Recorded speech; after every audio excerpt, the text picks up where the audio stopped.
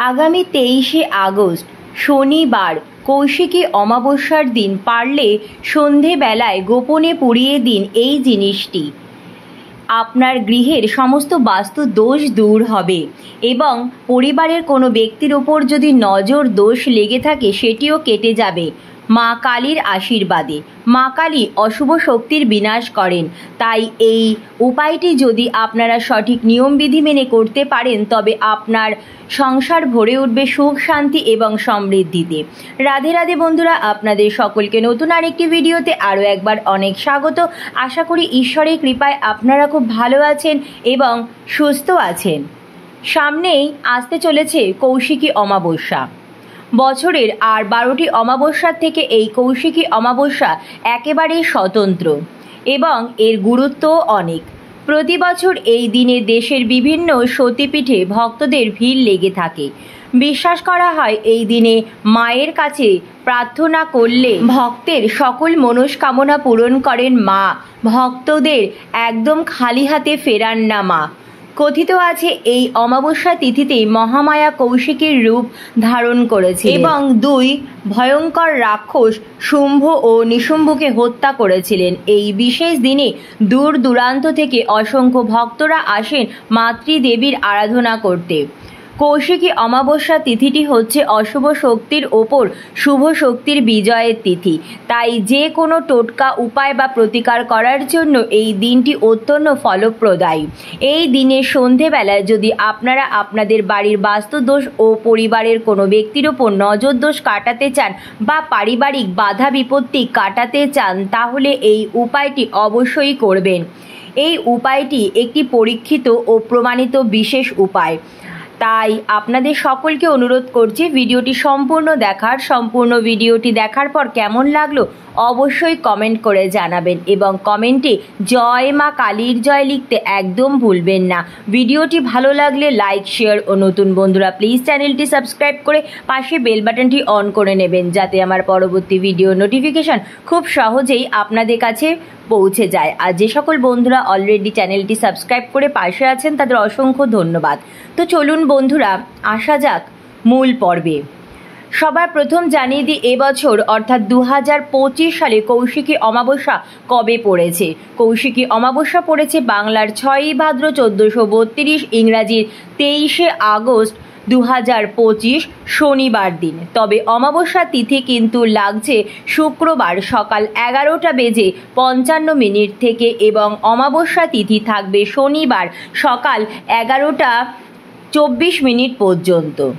শনিবার দিন অমাবস্যা তিথি ছেড়ে গেলেও আপনারা সন্ধেবেলায় এই বিশেষ উপায়টি অবশ্যই করতে পারেন। এই কার্যটি করবেন সূর্যাস্তের পরে অর্থাৎ সন্ধেবেলায়। কার্যটি করবেন গোপনে এবং কি সতর্কতা অবলম্বন করবেন সমস্ত কিছুই আমি এই ভিডিওটিতে আপনাদের সাথে বিস্তারিত আলোচনা করব।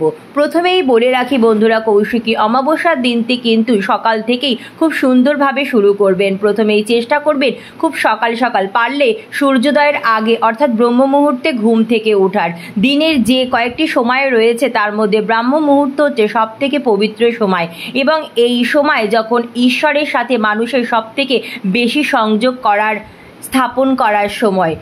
ব্রাহ্ম মুহূর্তে ঘুম থেকে এই দিন অবশ্যই উঠুন এবং ঘুম থেকে উঠে বাসি বিছানায় বসে মা কালীকে মনে মনে স্মরণ করে প্রণাম জানিয়ে দিনটি শুরু করবেন। কিছু বিশেষ মন্ত্র বলতে হবে না, খালি মনে মনে মাকে স্মরণ করবেন, জয় মা তারার জয়, এবং অবশ্যই বলবেন মা কালী সহায় হও এবং আমার জীবনের সমস্ত বাধা বিপত্তি দূর করো, পরিবারের সকলের মঙ্গল করো। মায়ের কাছে এই প্রার্থনা করে আশীর্বাদ চেয়ে দিনটি শুরু করবেন এবং এরপর ঘর বাড়ি ভালো করে পরিষ্কার পরিচ্ছন্ন করে নেবেন।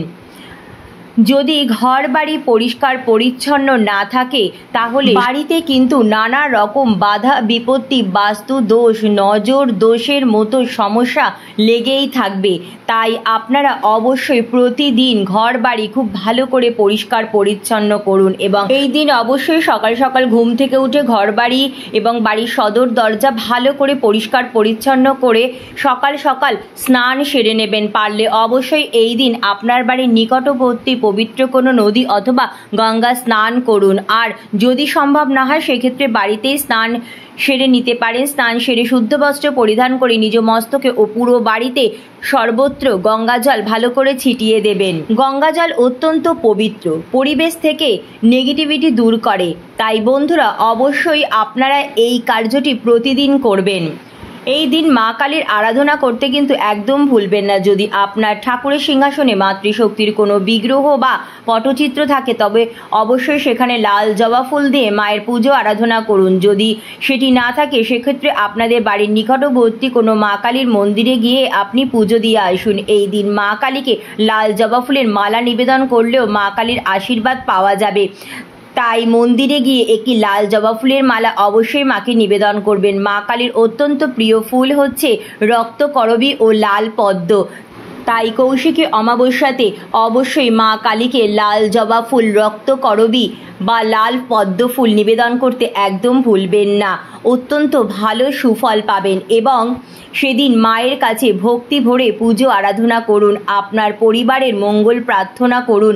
আপনার ঠাকুরের সিংহাসনে মা কালীর চরণের সামনে সেদিন 3টি জিনিস অবশ্যই নিবেদন করবেন। প্রথমে ঠাকুরের পাত্র নিয়ে নেবেন এবং তাতে রাখবেন 7টি নিখুঁত তেজপাতা।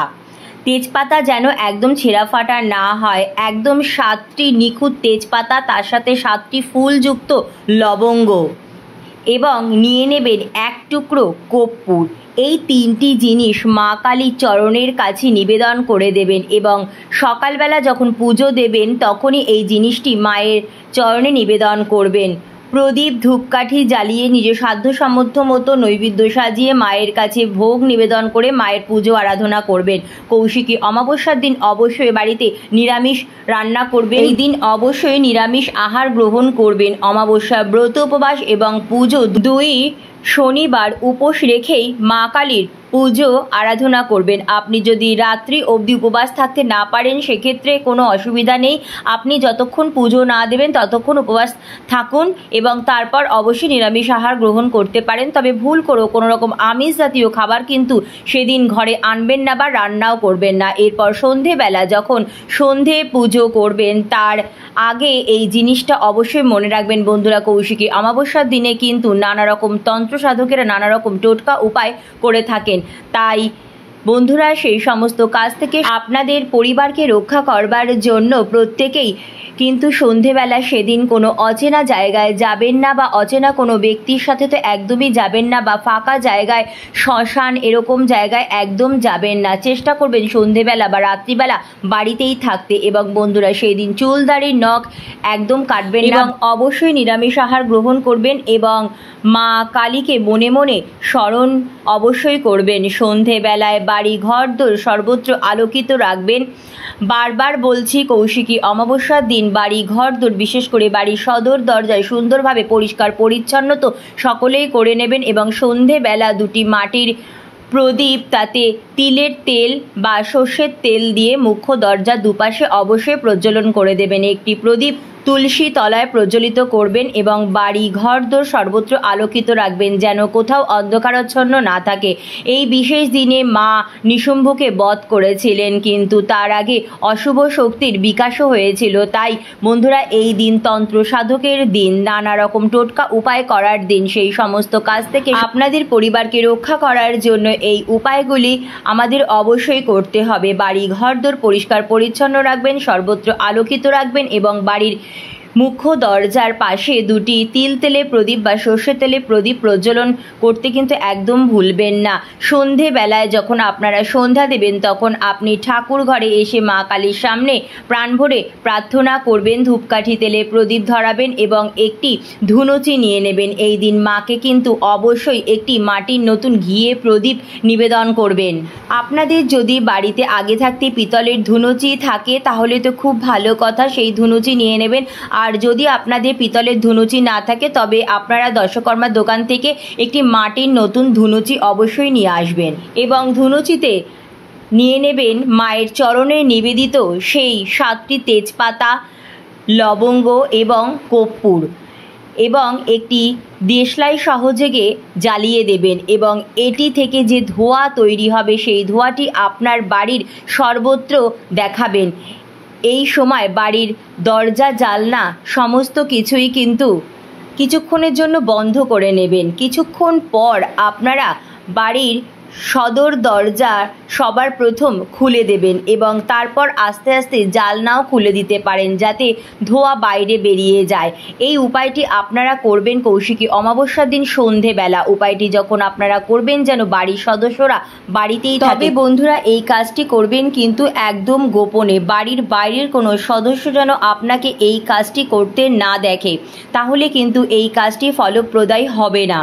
সতর্ক থাকবেন আপনারা অবশ্যই। এবং ভালো ফল পাওয়ার জন্য এরপরে যে কয়েকটি মঙ্গল ও শনিবার পাওয়া যাচ্ছে, আপনারা পরপর 5টি শনি মঙ্গলবার এই কাজটি করতে পারেন, অত্যন্ত ভালো সুফল পাবেন। যদি কোনো ব্যক্তির ওপর নজর লেগে থাকে, অনেক সময় যে কোনো ব্যক্তি হয়তো খুব ভালো আয় উন্নতি করছে, তার কর্মক্ষেত্রে হয়তো খুব ভালো উন্নতি হচ্ছে, প্রতিবেশী আত্মীয় স্বজনের হঠাৎ করে নজর লেগে যায়, তার সমস্ত দিক এবার খারাপভাবে চলতে থাকে, তার ব্যবসায় মন্দা দেখা দিতে থাকে, তার ব্যবসা বন্ধ হয়ে যাওয়ার মতো অবস্থা হতে থাকে, যতটা ইনকাম হচ্ছিল তার থেকে অনেক ইনকামই কমে যেতে থাকে, বা সে শারীরিকভাবে অসুস্থ হয়ে পড়ল, সে আর কাজ করতে সেভাবে পারছে না, এটা হচ্ছে নজর লেগে যাওয়া। তাহলে সেক্ষেত্রে সেই তেজপাতা, লবঙ্গ ও কর্পূরটি পোড়ানোর আগে তার মাথার উপর অ্যান্টি ক্লকওয়াইজ ভালোভাবে 3 বার ঘুরিয়ে নিন, তারপর আপনারা পুড়িয়ে দিতে পারেন। এর ফলে সেই ব্যক্তির ওপর নজর দোষ খুব ভালোভাবে কেটে যাবে। অনেক সময় বাইরে কোথাও গেলে ছোট বাচ্চাদেরও নজর লেগে যায়, তারা ঘন ঘন অসুস্থ হয়ে যায়, সেক্ষেত্রে এই কাজটি আপনারা বাচ্চাদের উপরও করতে পারেন, অত্যন্ত ভালো সুফল পাবেন। কিন্তু সেদিন অবশ্যই মা কালীকে লাল জবা ফুল নিবেদন করবেন, লাল চন্দন দিয়ে মা কালীর পুজো আরাধনা করবেন, সকালবেলা মায়ের নাম নিয়ে দিনটি শুরু করবেন এবং যখন এই কাজটি করবেন বাড়ি ঘরদোর পরিষ্কার পরিচ্ছন্ন থাকে, বিশেষ করে এঁঠো বাসনপত্র রান্নাঘরে একদম রাখবেন না, রান্নাঘর, খাবার টেবিল, বেসিন খুব ভালোভাবে পরিষ্কার পরিচ্ছন্ন রাখবেন, ঘর বাড়ি পরিষ্কার পরিচ্ছন্ন করে তারপরেই এই বিশেষ উপায়টি করবেন। যিনি উপায়টি করবেন তিনি কিন্তু অবশ্যই উপবাস থেকে মা কালীর পুজো আরাধনা করবেন। এই দিন বাড়ির পরিবেশ ঠিক রাখবেন, বাড়িতে এবং বাড়ির বাইরে কারোর সাথে ঝগড়া বিবাদ, কলহ, অশান্তিতে জড়াবেন না। এই দিন অবশ্যই অসহায় গরিব দুঃখী মানুষকে নিজ সাধ্য সামর্থ্য মতো সাহায্য করবেন। আপনার বাড়িতে আসা অবলা জীবজন্তুদেরও এই দিন অবশ্যই কিছু খাওয়াবেন, তাদের জন্য জলের ব্যবস্থা করে দেবেন। তো বন্ধুরা আজকের মতো এইটুকুই। অনেক অনেক ধন্যবাদ ভিডিওটি দেখার জন্য। রাধে রাধে।